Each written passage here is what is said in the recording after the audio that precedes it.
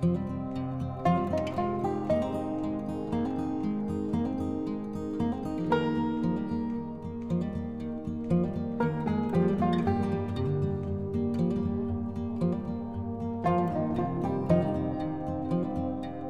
and guide us, lead us, teach us, enlighten us, biyahe kami mga minuto sa catechesis aron kami makaila sa manindot nga kasinatian sa pagtuo ng Kristohano diha sa kinabuhing Katoliko. Bubuhay kami sa precious blood of Jesus aron iiway kami sa unsa nga kahadlok, panglingla ug kadautan. Defend us, O Lord, from any evil snares. Keep us in your love. This we pray in your name, Jesus. Ang tumong niining gamay nga catechesis mao ang paghatag og mas lawom nga pagsabot sa pipilaan kamapagtulunan sa Katolikong pagtuo nga dili kaayo mailhi o masabtan apan kabahin gayud sa panaw sa atong Kristohanong pagtuo isip Katoliko. Ako nang gi-verify ka ng term nga Kristohanon because before we are entitled as Catholics, we are Christians. We are baptized in the name of the Father, the Son, and the Holy Spirit. So, importante na siya o ginahina ito na siyang sabton. Pag-ila sa mga panahon, mo ni ang atong tema, nining atong video karon, pagbantay sa kasabutan. Sa atong Kristohanong Katolikong pagtuo, aduna kitay mga pulong, mga buhat, nga mga ritmo o mga kahulugan nga angay masabtan o mas lawom gawa sa mga sakramento o mga kasagarang pag-ampo nga gitudlo kanato sama sa Santo Rosario, Santa Misa, mga pag-ampo sa kalag o mga nobina. Ano na pa ay mas lahom nga bahandi sa pagtuo, mga pulong sa liturgy, mga panahon sa simbahan, mga kapistahan, mga simbolo o mga pahimangno nga prophetic announcements nga nagtabang kanato sa pagkinabuhi nga mas malig-on ug mas matinud-anon sa atong pagtuo. Sa mga video nga akong giandam, gusto ko makig-uban kaninyo sa usa ka panaw sa kinabuhi sa simbahang Katolika aron masabtan pag-usab ang kahulugan sa mga selebrasyon, ang bili sa mga panahon sa liturhiya ug sa mga pulong nga kasagaran dili masabtan kaayo o usahay mali ang pagkasabot. Dili lang kini paghatag o impormasyon apan pag-ila sa tingog sa magbalantay o pag-ila sa tinuod nga nagagikan sa Ginoo, batok sa mga butang nga nagpakaaron ingnon lang. Sa pagbalhin gikan sa kapistahan ni Kristo ang Hari, Christ the King, from Christ the King to Advent time, the liturgy, ang liturhiya, naghatag kanato og mga pulong nga powerful terms. Si Jesus sa dili pa ang iyang pag-antos ngadto sa Jerusalem, sa iyang pagkamatay, nagbilin og usa ka pahimangno nga puno sa gugma.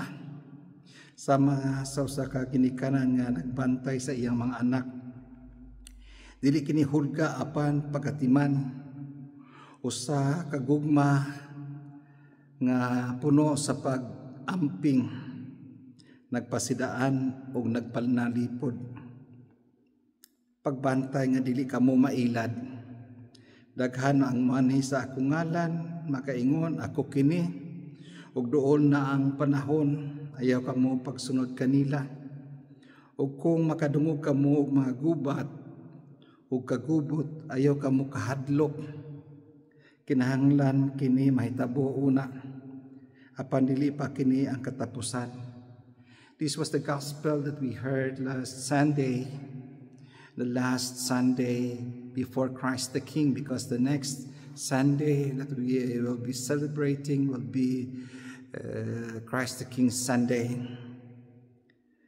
Pag-ila sa limbong, pagpuyo sa panahon, pag-ila sa limbong, there is this kind of confusion, kining usa ka deception, o ang pagpuyo to stay in the time, not to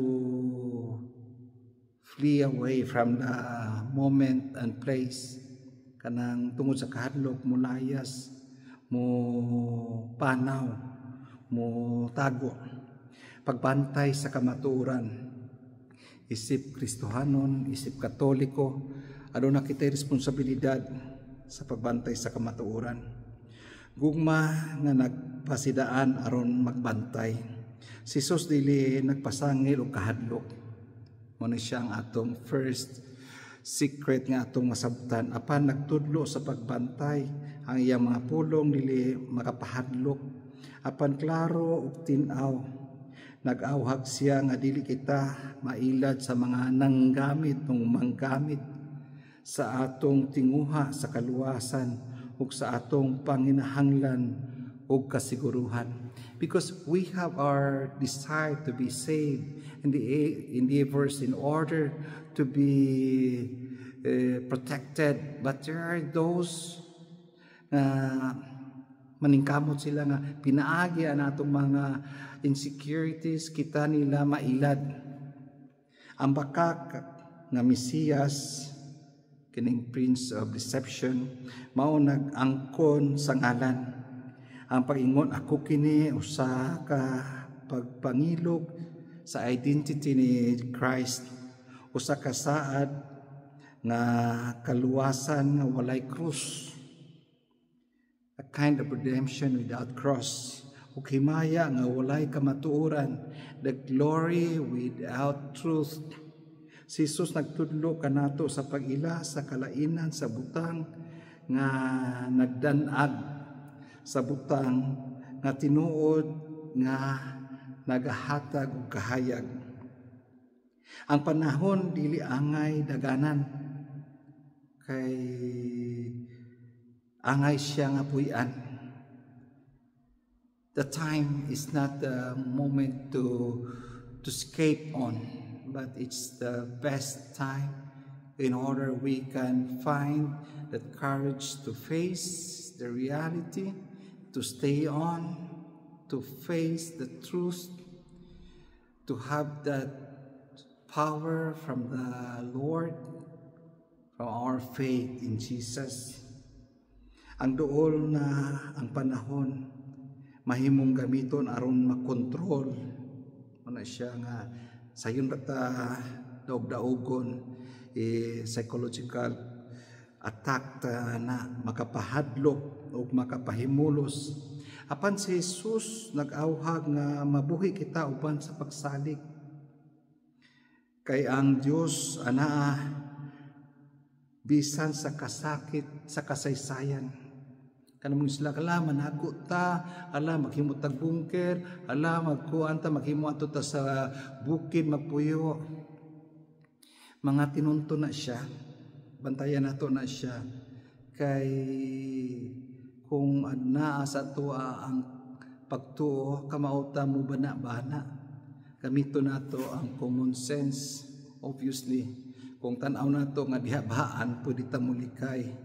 Pero dili na siya mao ang tubag katong pagtago, pag-iwas kay bisan maglakaw ta sa dalan pwede ta maigo sa hangin or maligsan or maluparan og sin, maputol ang ulo. So ang mahitabo ayaw kamo kahadlok bisan pa sa kagubot sa kalibutan. Ang pagtuo dili kahadlok kun dili pag-ugat. Ang mga gubat o kagubot dili pa katapusan apan kasakit sa kalibutan ang nagpaabot sa katubuan. Muna di ta mahadlok malisang anang gira. Daghan ang gira nahitabo. Ang atong ang importante na atong sabton nga kinsa gayud ang kauban nato sa atong pagkinabuhi. Muna magampo kita. Muna atong we entrust our life in God with that intelligence, with that wholeheartedness, kinasingkasing. We have to face the situations na unsa man kaniya may tabo, mamatay, mabuhi, na mga kalisdanan. Ang Ginoo magauban kanunay kanato. Ginoong Hesus, ikaw nagpahimangno dili aron kami mahadlok. Apan aron kami mapanalipdan, katagi kami og mata nga limpyo aron makaila sa kamatuoran. Dalunggan nga walay kahadlok aron mamati sa imong tingog o kasing-kasing nga lig-on aron dili masayop sa mga limbong.